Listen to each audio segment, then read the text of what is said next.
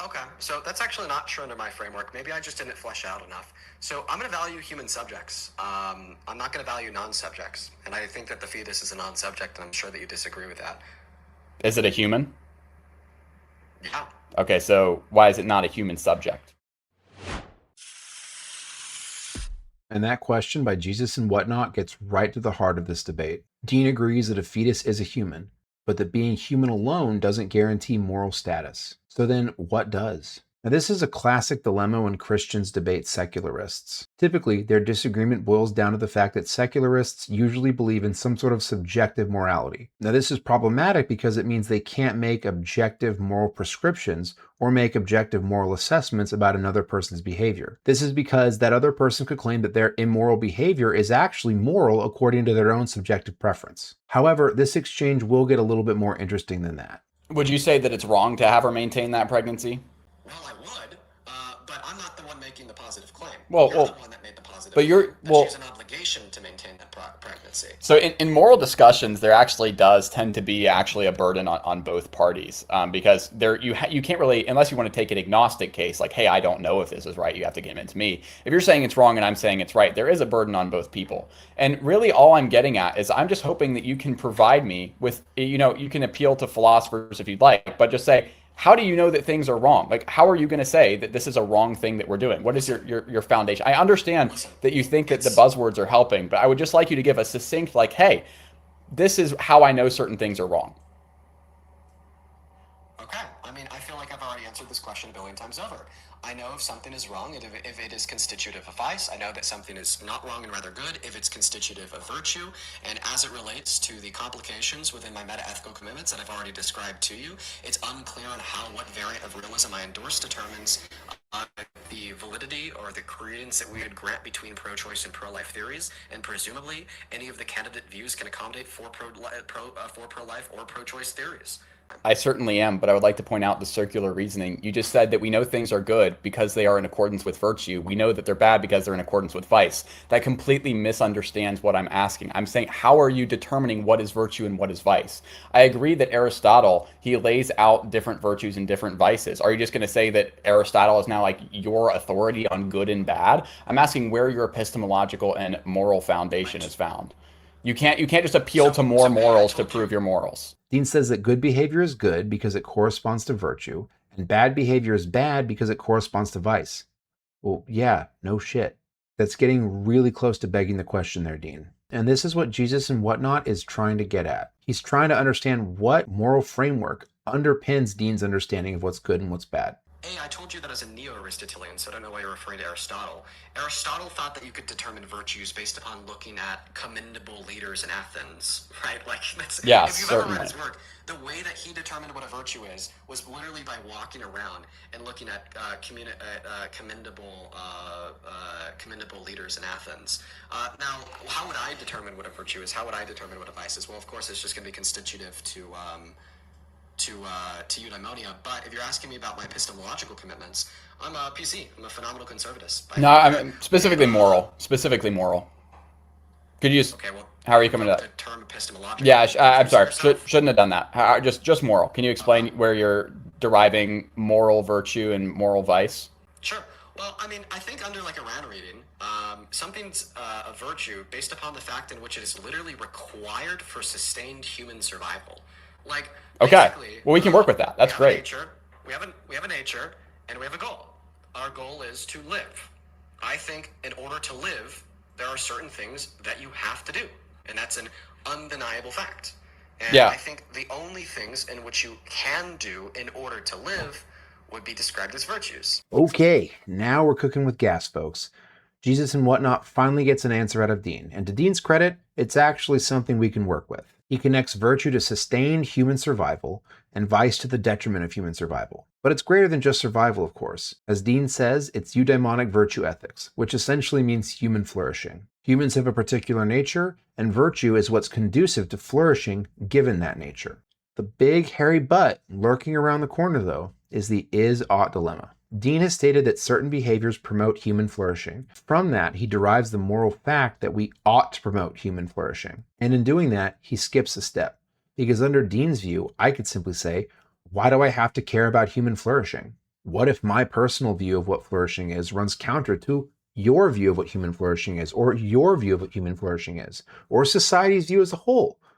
How do we determine who's right? And Dean has not laid out a solid answer for that yet.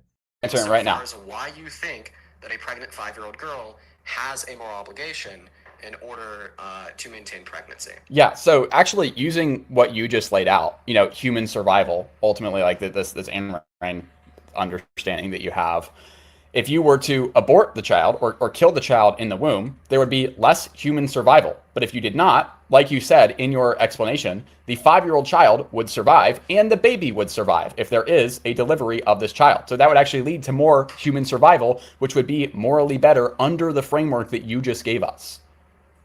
Oof, and this is where Jesus and Whatnot's trap finally snares Dean. And that trap is the internal critique. Jesus and Whatnot employs this because, according to what Dean's laid out for us, there's a massive hole in his logic. Now remember, they're discussing the hypothetical of a child who became pregnant and whether or not it's morally permissible to abort that child. And Jesus and Whatnot really has Dean in a bad spot here, because according to his own view that he's laid out, Dean's own criterion would favor carrying the pregnancy. This is a rhetorically very strong move by Jesus and Whatnot. He doesn't even have to prove his own worldview here. He's temporarily granting Dean's framework to see if Dean's conclusion logically follows in accordance with it. This is why internal critiques are so effective.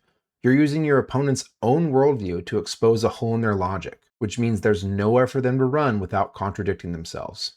Okay, so that's actually not true under my framework. Maybe I just didn't flesh out enough. So I'm going to value human subjects. I'm not going to value non-subjects. And I think that the fetus is a non-subject, and I'm sure that you disagree with that. Is it a human? Yeah.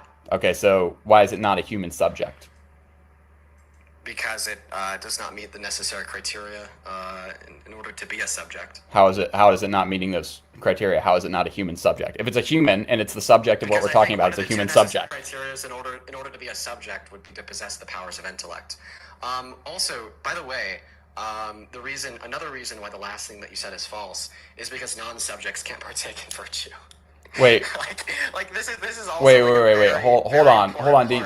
Of the exploration of EV as it applies to normative ethics. You appealed to Aquinas earlier. I'm not going to value the fetus. But you appealed to Aquinas earlier, and Aquinas talks about how the fetus, obviously has differing degrees of ensoulment. He doesn't understand conception, but he says that the intellect is simply the interpreter of the senses. This is the peripatetic axiom, which I'm sure you're aware of, right? So the intellect is the interpreter of the senses. So insofar as a fetus has the senses, you would therefore affirm that it is a human subject that cannot be killed.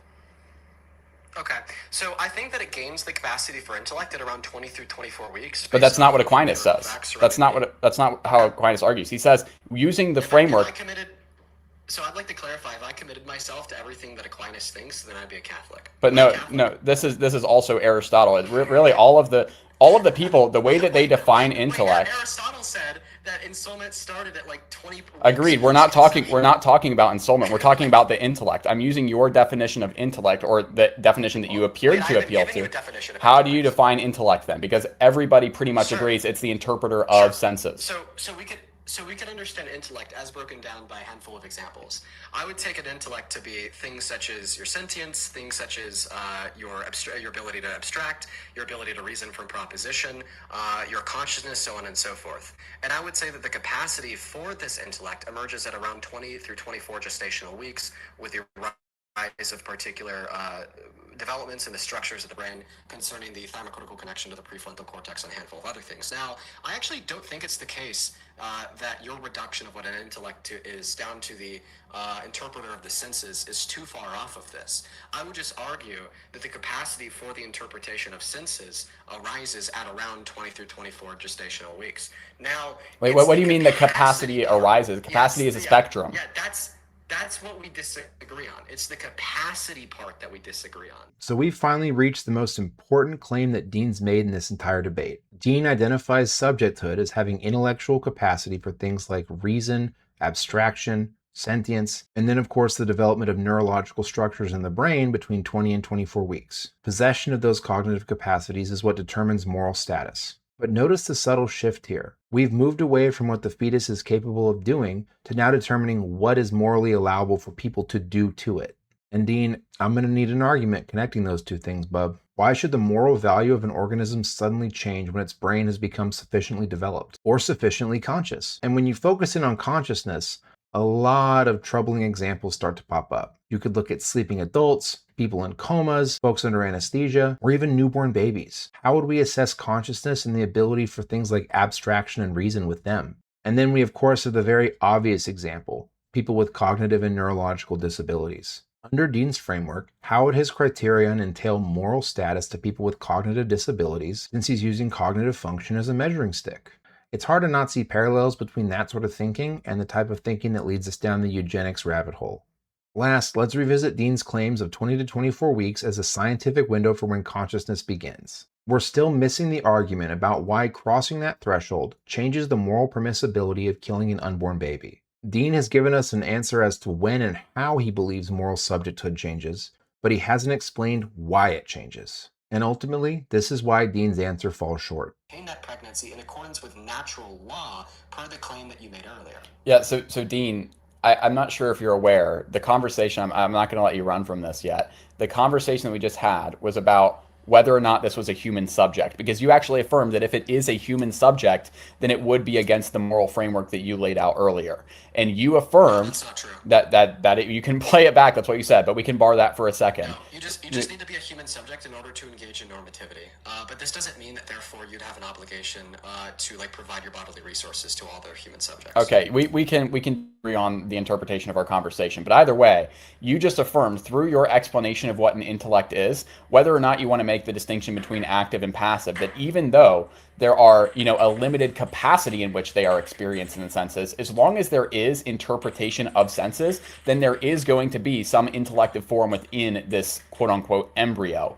And therefore, it's going to be a human subject, which would apply to the morality that you laid out earlier. So I need you to tell me now, in what ways do you find termination of a human subject to be wrong? Okay. Well, before I answer that, I think that you made a small little blunder. You seem to argue that the intellect was the senses, but then its object would be sense content. I'm pretty sure that Aquinas rejected that. What's the peripatetic axiom? Do you know? Well, that's actually true. You know that he did reject that the object of the intellect is sense content, right? Who is this? Who is this? By which the intellect understands. Sorry? Who is this? Oh snap! Dean brought in a ringer. Am I debating Dean or am I debating someone else? I'm just clarifying. So you guys are just kind of, I think, on an irrelevant tangent right now. I think largely what you're saying is primarily irrelevant. Wait. Who is it? Who is it? Why are you bringing up other people? My name is Cool Guy 11, and I'm not sure if you were expecting an answer other than that. But But why are we? Wait, no, hold on, Dean. Why are you running from our conversation? You're cutting me off. Would you like the explanation? No, I'm not talking to you. I'm asking Dean why he brought up someone else. Why would you ask and then not expect the answer? Dean, why did you bring up someone else in the middle of our conversation? What's going on? Whoa. Listen, dude. I understand that Cool Guy has a lot of aura, but you don't need to be that scared of him. I'm not scared. I'll have a conversation. I'll have a conversation with anyone, but Often I'll bring up friends. Every so often I'll bring up friends to co-host, to debate with me, to explore truth. You said that this was an exploration of truth, okay? And I'd like to engage in that exploration of truth. I don't think I said that phrase. I invited my friend. Well, I invited my friend. You reject that you're here to discover truth. No, I'm here to have a discussion with Dean. Why is this a 2v1 now? Bringing in someone who's more well-versed than you is fine, but Dean didn't even ask or even say anything. You just heard another voice start talking. And I don't blame Jesus and whatnot for not wanting to talk to this guy, Cool Guy 11, whoever the hell that is. He didn't agree to a 2-on-1. That's some Bush League stuff. Alrighty, so back to the debate, guys. In summation, let's review Dean's primary claims. First, he believes that biological humanity is not sufficient to constitute personhood. And two, he proposes we constitute said personhood via intellectual capacity and/or cognitive ability. But I still have the following questions. Why select cognitive capacity at all? Why pick the threshold of cognitive capacity he picked? And how do we get from a descriptive fact about cognitive development to a moral rule about who may be killed? This is where Jesus and Whatnot's Christian framework serves him. Christians believe that every human life has objective moral value, and intentionally killing an innocent human life violates God's moral law, which is grounded in his nature. So because an unborn child is an innocent human life, we therefore ought not kill it. But Dean's agnostic view still leaves the ought unanswered. He gave a much better answer than a lot of folks on the secular side, but in the end, he danced around the is-ought dilemma all the same. I appreciate y'all for sticking with me to the end of that one, guys. That was one of my favorite debates to listen to, and it had a hilarious ending, which I know y'all enjoyed. Anyways, that's it for me, y'all. Have a good weekend.